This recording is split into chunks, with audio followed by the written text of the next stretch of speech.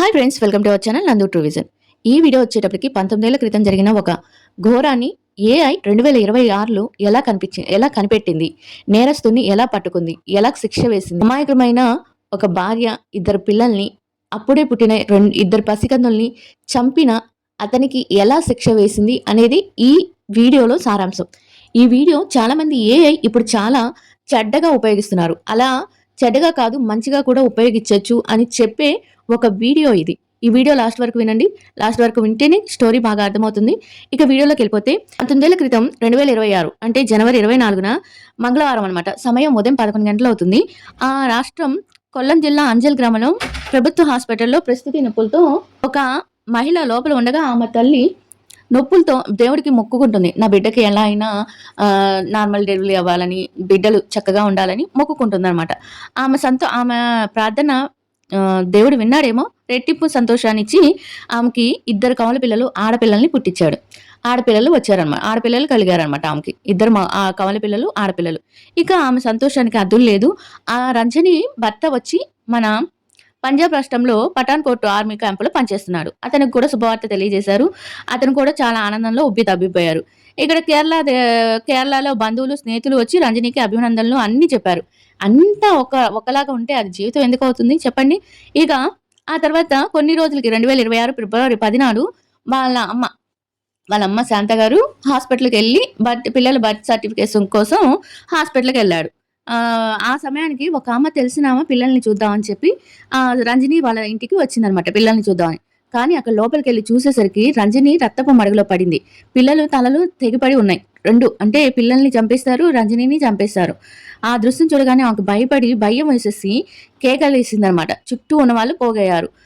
కబురు అందుకున్న శాంత పరుగున వచ్చి చూస్తే ఇంకేముంది, దేవుడిచ్చిన ఆనందం ఇట్టే కరిగిపోయింది. పోలీసులకు కబురు వెళ్ళింది. ఆర్మీలో పనిచేస్తున్న దిలీప్ కుమార్ కూడా ఈ దుర్వార్తను చేరవేశారు. రంజనిని రోజుల పసిగుడ్డుతో సహా పొట్టన పెట్టుకున్న ఆ దుర్మార్గులు ఎవరన్నది పోలీసుల విచారణలో తెలియలేదు.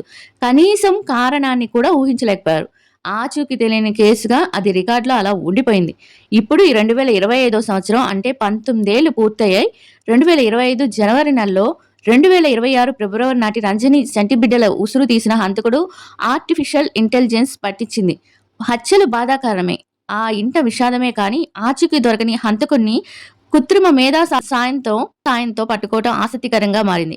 ఇంతకీ ఆనాడు ఏం జరిగింది, పోలీసులు చేసిన విచారణలో ఏం తేలింది, హంతకుడిని పట్టుకోవడానికి ఇంతకాలం ఎందుకు పట్టింది, ఇలాంటి ప్రశ్నలు వేసుకోవటం కంటే ఆ రోజు ఏం జరిగిందో తెలుసుకుందాం.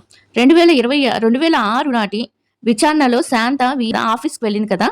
వెళ్ళిన తర్వాత ఒక 25 ఏళ్ల యువకుడు వాళ్ళ ఇంటిలోకి వెళ్ళటం చూసామని కొంతమంది చెప్పారన్నమాట. సన్నగా పొడుగ్గా ఉన్న అతనికి బైక్ మీద వచ్చి ఆ ఇంటికి వచ్చాడు అన్నారు. అక్కడ అతన్నే ఆ ముగ్గురు హతమార్చి ఉంటారని వాళ్ళ అరుపులు వినిపించాలి కదా. అంటే అతను చంపింటే వాళ్ళు అరుపులు వినిపించాలి కదా, ఆయన కానీ చంపుంటే. కానీ ఎవ్వరికి ఏ అరుపులు వినిపించలేదు. అంటే ఆ వచ్చిన వ్యక్తి రంజనికి తెలిసిన వ్యక్తి ఉండాలని పోలీసులు అనుమానించారు. రంజని తల్లి శాంతాన్ని ప్రశ్నిస్తూ పోలీసులు ఆ అపరిచితులు గుర్తులు చెప్పతుండగా ఆమె ముఖ కవలికలు మారిపోయాయి అని ఆమె పోలీసులకు చెప్పింది. అంటే శాంతకు అతను తెలిసిన అయితే శాంత అతన్ని మొదటిసారి రంజనికి కాన్పైన రోజు హాస్పిటల్లోనే చూసింది. అతని గర్భవతి అయిన తన భార్యని చెకప్ కోసం హాస్పిటల్కి తీసుకొచ్చాను, అప్పుడు తన కూతురు ఇద్దరు పిల్లల్ని ప్రసవించినట్టు శాంత అతనికి చెప్పింది. హాస్పిటల్ క్యాంటీన్లో భోజనానికి వెళ్ళినప్పుడు కూడా అతను అక్కడికి వచ్చాడు. మాటలు కలుపుతూ అతను అతనికి అమ్మా నాన్నలు లేరని శాంతతో చెప్పాడు. అతను తన పేరు అనిల్ కుమార్ అని కూడా చెప్పాడు. గర్భిణి అయిన తన భార్య పట్ల ఎలాంటి జాగ్రత్తలు తీసుకోవాలో కూడా శాంతను అడిగి తెలుసుకున్నాడు. రంజనికి ఆ రోజు సాయంత్రం ఇంటికి తీసుకెళ్తున్నట్టు అడిగి మరీ తెలుసుకొని సరిగ్గా సాయంత్రం ఆ సమయానికి హాస్పిటల్కి వచ్చారు. వారి కోసం ఆటో మాట్లాడి తీసుకొచ్చాడు. అనిల్ కుమార్ వారితో పరిచయం అంతవరకే జరిగింది. 17 రోజుల తర్వాత ఈ ఘోరం అయితే జరిగింది. మరి ఈ అనిల్ కుమార్ కి రంజని పిల్లల్ని చంపాల్సిన అవసరం ఏమిటన్నది పోలీసులకి అర్థం కాలేదు. అసలు ఆ అనిల్ కుమార్ ఆచూకీ కూడా దొరకలేదు. అసలు ఎక్కడికి వెళ్ళాడని కూడా దొరకలేదన్నమాట. శాంత చెప్పిన గుర్తుల ప్రకారం అనిల్ కుమార్ ముఖాన్ని స్కెచ్ చేయించారు. వెతగ్గా అతను ఒక ప్రాంతంలో ఒక టీ కొట్లో టీ తాగడానికి ఈ మధ్య చాలా తరచుగా వచ్చి వెళ్లాడని తెలిసింది. రంజనిని హత్య జరిగిన రోజున అతని బైక్ మీద అటు వచ్చాడని కూడా పోలీసుల విచారణలో వచ్చింది అయినా లాభం లేకపోయింది. అటువంటి పోలికలతో ఆ చుట్టుపక్కల గ్రామంలో ఎవ్వరు కూడా కనిపించలేదు. ఒకరోజు ఓ దుకాణం నుంచి పోలీసులకి ఫోన్ వచ్చింది. పోలీసులు చూపిస్తున్న ఫోటోలో వ్యక్తి తమ దుకాణంలో పక్కన ఉన్న ఏటీఎం నుంచి డబ్బులు తీసుకుంటుండగా చూశానని ఆ ఫోన్లో వ్యక్తి చెప్పాడు. అక్కడికి చేరుకున్న పోలీసులు అనిల్ కుమార్ వెళ్లిన దిక్కును చూపించాడు ఆ దుకాణంలో వ్యక్తి. ఆ దారిలో ఎంత దూరం వెళ్ళినా అతను కనపడలేదు. ఆ వెంటనే ఆ ఏటీఎం తాలూకు బ్యాంకుకు వెళ్లి గుర్తులు చెప్పి సమయం చెప్పి ఆ ఖాతా కస్టమర్ ఎవరనేది ఆరా తీయగా అది రాజేష్ అనే వ్యక్తి బ్యాంకు ఖాతా అని తేలింది. అంటే అనిల్ కుమార్ అసలు పేరు రాజేష్ అన్నమాట. చూస్తే అక్కడికి వెళ్లి రాజేష్ తల్లిదండ్రులు మాత్రమే ఆ ఇంట్లో ఉన్నారు. మరి రాజేష్ ఎక్కడా? రాజేష్ పంజాబ్ పఠాన్కోట్ లో ఆర్మీలో పనిచేస్తున్నాడని అతని తల్లిదండ్రులు చెప్పారు. ఆశ్చర్యంగా ఉంది కదా. రంజని బత్రా దివిల్ కుమార్ కూడా అక్కడే పనిచేస్తున్నాడు. ఒక నెల సెలవు మీద రాజేష్ ఊరికి వచ్చాడు. ఆ రోజంతా అక్కడ కాపు కాసిన పోలీసులు రాజేష్ ఎంతకీ ఇంటికి రాకపోవడంతో నిరాశ చెందక బహుశా దివిల్ రాజేష్ల మధ్య ఏంటో ఏవో గొడవలు ఉండి ఆ కక్ష కొద్దీ ఇక్కడ దివిల్ భార్య పిల్లల్ని రాజేష్ చంపు ఉండాలని పోలీసులు ఊహేసుకున్నారనమాట. ఒక ఊహలాగా అనుకున్నారు. అంటే వాళ్ళిద్దరు గొడవలు జరిగింది. ఆ కక్షతో వచ్చి వీళ్ళిద్దరిని చంపేశారని. ఆ ఊహ పఠాన్కోట్ ఆర్మీ కేంద్రానికి చేరుకుంది. పోలీసులు పఠాన్కోట్కి ఆర్మీ కేంద్రానికి ఫోన్ చేసి విషయం చెప్పారు. దిలీప్ 2 రోజులుగా విధులకు హాజరు కాలేదని వాళ్ళు చెప్పారు. అంటే రాజేష్ అతన్ని కూడా ఏదో చేశాడేమో పోలీసులు అనుమానించారనమాట. అతన్ని కూడా ఏమన్నా చంపేశాడేమోనని పోలీసులు అనుమానిస్తే దానికి వాళ్ళు విషయం మొత్తం శాంతకి తెలియజేశారు. అప్పుడు తన అల్లుడు దిలీప్ కుమార్ మీదనే తన అనుమానం అని చెప్పి పోలీసుని బిత్తరపోయేలాగా చేసింది. తన కూతురు మనవరాలు హత్యకు చేసింది తన అల్లుడే అయి ఉంటాడని చెప్పింది ఆ శాంత గారు. ఇక్కడైతే పోలీసులకి మైండ్ బ్లాక్ అయింది. ఇంకొంచెం వెనక్కి వెళ్తే రంజని దివిల్ కుమార్లు ప్రేమించుకొని దగ్గరయ్యారు. రంజనికి గర్భం దాల్చింది. అప్పటిదాకా శాంతకు విషయం తెలియదు. ఆ సమయానికి పఠాన్కోట్ లో ఉన్న అక్కడ ఉన్న దిలీప్ కుమార్ కి ఫోన్ చేసి తన కుమార్తెను వివాహం చేసుకోమని కోరింది. ముందు ఒప్పుకున్నాడు. కానీ ఆ తర్వాత ఏవో కన్నాలు చెప్తూ పెళ్లి వాయిదా వేస్తూ వచ్చాడు. సెలవులేదని, పనులున్నాయని ఏవో సాకులు చెప్తూ సమయాన్ని సాగదీస్తూ వచ్చాడు. రంజనికి 4 నెలలు నడుస్తుందనగా దిలీప్ ఫోన్ చేసి ఆమె గర్భానికి తాను కారణం కాదన్నాడు. ఈ ఆకస్మిక పరిమాణానికి తల్లి కూతురు బిత్తరపోయారు. రంజనితో వివాహం ప్రసక్తి లేదన్నాడు దిలీప్. శాంత రంజనికి పోలీసుల్ని ఆశ్రయించారు. వాళ్ళు ఫోన్లోనే డిఎన్ఏ టెస్ట్ ద్వారా అస్సలు నిజం తెలుస్తుందని అప్పుడు అతని శాంత రంజనికి క్షమాపణలు కోరాడు. అంటే కొంచెం బెదిరించగానే మళ్ళీ క్షమాపణ అడిగాడనమాట. కోరి మరో 2 నెలల్లో వచ్చి వివాహం చేసుకుంటానని మాటిచ్చాడు. అయితే అతను రాలేదు. అంటే రంజని ప్రసవం నాటికి దిలీప్ తో అతని వివాహం జరగలేదు. ఆమె వివాహం జరగలేదు. రంజని పిల్లలు హత్య చేయబడ్డారని చెప్పిన తర్వాత కూడా అతను ఊరికి రాలేదు. ఇక రంజన్ దివిల్ ఒకే చోట పనిచేస్తున్నారని కనెక్టింగ్ ద డాట్స్ విషయం అర్థమైంది కదా. రాజేష్ దివిల్ పన్నాగం పన్ని రంజనిని పిల్లల్ని హత్య చేశారు. ఇది కూడా శాంతకు అర్థమైంది. అసలు దివిల్ సంగతి ముందే చెప్తే తాము అతన్ని పట్టుకుని ఉండేవారం కదా అని పోలీసులు శాంతని మందలిచ్చారు. ఆ వెంటనే పంజాబ్ పోలీసులకి సమాచారం అందింది. కానీ రాజేష్ దివిల్ ఇద్దరు కూడా ఆర్మీ క్యాంప్ నుంచి పరారయ్యారని నెలలు సంవత్సరాలు గడిచాయి తప్పించి వారు ఆచూకీ మాత్రం చిక్కలేదు. శాంత అభ్యర్థన మేరకు సిబిఐకి కేసుని అప్పగించబడింది. సిబిఐ బృందాలు గుజరాత్, మహారాష్ట్ర, ఆంధ్రప్రదేశ్, కర్ణాటక సహా మరికొన్ని రాష్ట్రాలను గాలించారు.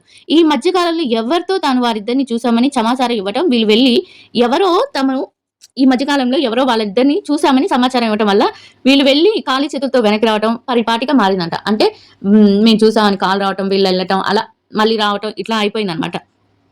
ఇలా రాష్ట్రంలో కొంతకాలం వాళ్ళిద్దరూ ఒక్కో రాష్ట్రంలో కొంతకాలం జీవిస్తూ అనుమానం రాకముందే అక్కడి నుంచి దుకాణం ఎత్తేసేవాళ్ళు. వాళ్ళు ఒక్కో రాష్ట్రంలో కొన్ని రోజులు ఉంటూ తర్వాత వీళ్ళకి అనుమానం వస్తుంది పోలీసులకి అనగానే అక్కడి నుంచి వెళ్ళిపోతున్నారని పోలీసులకు అర్థమైపోయింది. వారిపై లుక్అవుట్ పోలీసులు జారీ చేసింది. సిబిఐ నేరస్తుల ఫోటోలను జోడిస్తూ భారతదేశం విడిచిపోకుండా జాగ్రత్త పడ్డారు. విమానం, ఓడలు, భూమార్గం ద్వారా వాళ్ళు దేశం విడిచిపోలేరు అంటే అలాంటి లుక్అవుట్ నోటీసులు జారీ చేసి వారిని దేశ సరిహద్దుల వద్ద ఖచ్చితంగా పట్టుకుంటారు. అయినా సిబిఐ వాళ్ళకి చిక్కలేదు. అలా 19 ఏళ్లు గడిచాయి. అంటే ఆ కేసు 19 ఏళ్ల దాకా ఇంకా అలానే జరుగుతూనే ఉంది. కానీ వాళ్ళకి ఎక్కడ న్యాయం అనేది జరగలేదు. వాళ్ళు కోర్టును ఆశ్రయిస్తూనే ఉంది. శాంత మాత్రం అసలు పట్టువదలని విక్రమార్కుల్లాగా కేసు గెలవాలి, నా మనవరాలు, నా కూతురికి న్యాయం జరగాలని చెప్పి కోర్టుకు తిరుగుతూనే ఉంది. ఆమె పట్టుదల సిబిఐని కూడా ఆలోచింపజేసి టెక్నాలజీని ఉపయోగించారు. అంటే ఈ ఏఐ టెక్నాలజీని ఉపయోగించారు. ఆ నేరస్తులు ఇద్దరు దేశంలో ఉన్నారని నిర్ధారణగా తెలుస్తుంది. ఎక్కడో అక్కడ అతి సాధారణ జీవితం గడుపుతూ ఉండాలి వాళ్ళు. సోషల్ మీడియా, గవర్నమెంట్ డేటాబేస్లో ఎక్కడో చోట వారి ఫోటోలు అప్లోడ్ అయి ఉండే అవకాశం ఉంది కదా. కొన్ని కోట్ల ఫోటోల్లో వారిని పట్టుకోవడం అంటే సముద్రంలో గుండు సూదిని వెతికినట్టే కదా. అందుకే ఏఐని ఉపయోగించారు. రాజేష్ దిలీప్ కుమార్ల పేరు, వారిద్దరి పాత ఫోటోలను ఏఐకి అప్పగించారు. అది అంతర్జాలం మొత్తం వెతికి పోలికల్లో ఉన్న ఫోటోలను వెతికి తీసింది. అలా ఒక ఫేస్బుక్ ఖాతాలో రాజేష్, దిలీప్ కుమార్ల పెళ్లి ఫోటోలు బయటపడ్డాయి. వెతుకులాటలో అంతా గంటలో జరిగిపోయింది. ఆ ఫేస్బుక్ ఫోన్ నెంబర్ సంపాదించి పోలీసులు విచారణ కోసం వెతగ్గా పుదుచ్చేరిలో ఉందని తెలుసుకున్నారు. అక్కడికి వెళ్తే ఆ ఇద్దరు తమ పేర్లు మార్చుకొని వేరే మహిళలను వివాహం చేసుకొని బతుకుతున్నట్లుగా తెలుసుకున్నారు. సంతానం కూడా ఉన్నారు. అంతా కలిసి జీవిస్తున్నారు. ఇది జరిగింది 2025 జనవరి 3వ తేదీ శుక్రవారం. ఇక ఆ తర్వాత కథ మామూలే. ఇద్దరిని అదుపులోకి తీసుకున్నారు. ఇద్దరు తమ నేరాన్ని అంగీకరించారు. దివిల్ ముందుగా ఏదో టైంపాస్ కోసమే రంజనితో ప్రేమ కలాపాలు సాగించాడు. ఆ తర్వాత పోలీసుల హెచ్చరికతో భయపడ్డాడు. DNA టెస్ట్ మాట వినగానే తన బండారం తప్పక బయటపడుతుందని ఆందోళన చెందాడు. కాబట్టి మోసగించి పారిపోవడం కుదరదని పని అని ఆమె అడ్డ తొలగించుకోవాలని తన స్నేహితుడు రాజేష్ కు డబ్బులు ఆశ చూపించి హత్యకు పురమాయించాడు. అలా సెలవు మీద కన్నూరు వచ్చిన రాజేష్ అంజల్ గ్రామంలో శాంతా రంజల్ని గమనిస్తూ వచ్చాడు. సమయం కోసం చూస్తుండగా రంజని ప్రసవించడం కూడా జరిగిపోయింది. హాస్పిటల్లోనే అంతం చేద్దాం అనుకున్నాడు కానీ కుదరలేదు. PRO ఆఫీస్కి వెళ్ళిందని ఆ సమయాన్ని అవకాశంగా తీసుకొని వాళ్ళ ఇంట్లో ప్రవేశించి రంజని మెడను వెనక నుంచి గట్టిగా బిగించి పట్టుకుని కత్తితో గొంతు కోశాడు. పసిబిడ్డలు కూడా అంతే కిరాతంగా చంపి అక్కడి నుంచి పారిపోయాడు. ఎటు పోలీసులు వస్తారని తెలుసు కనుక దివిల్కి ఫోన్ చేసి కర్ణాటక రమ్మని చెప్పాడు. ఏటీఎం నుంచి డబ్బులు డ్రా చేసుకొని తాను కూడా కర్ణాటక వెళ్ళిపోయాడు. అది మొదలు ఇద్దరు తరచూ మకాం మారుస్తూ వచ్చారు. ఆ ఘటన జరిగిన 5 ఏళ్ల తర్వాత పుదుచ్చేరికి చేరుకొని మారు పేర్లతో వివాహం చేసుకొని పిల్లల్ని కూడా కని జీవిస్తున్నారు. చివరికి ఏఐ పుణ్యమా అని ఇద్దరు పట్టుపడ్డారు. ఏఐ మూలంగా ఉద్యోగ అవకాశాలు సన్నగిల్లుతున్నారని, అవకాశవాదులు తమకు నచ్చిన వారి ఫోటోల్ని మార్ఫింగ్ చేసి తప్పుడు ప్రచారానికి ఉపయోగిస్తున్నారని, ప్రతికూలతలు ఉన్నట్లే ఇదిగో ఇలాంటి అంతు చిక్కని కేసుల్లో కూడా పరిష్కారం అవుతున్నాయి. బాధితులకి న్యాయం జరుగుతుంది. ఈ కేసులో అది నిజమని తెలిసింది. ఇక వీడియో నచ్చితే లైక్ చేయండి, షేర్ చేయండి. ఇప్పటివరకు ఛానల్ని సబ్స్క్రైబ్ చేయకపోతే ఇప్పుడే సబ్స్క్రైబ్ చేయండి. ఏఐని మంచికి ఉపయోగించండి, చెడ్డకి ఉపయోగించకండి. ఈ స్మైరీ.